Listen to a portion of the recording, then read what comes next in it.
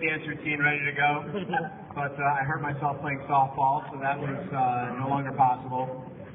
And I was going to sing for Danielle, but Danielle made it very clear that she did not like my singing through our meetings with Rabbi Marcy. So I thought it'd be only fitting to light up Danielle's night tonight, just as she has lit up my life for the last 5 years. I love you, honey.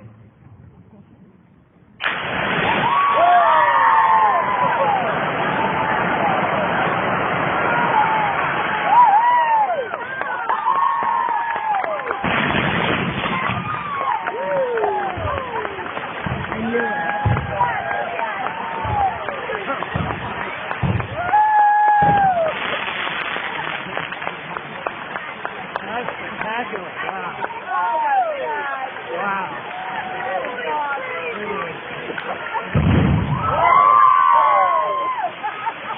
Whoa, look at my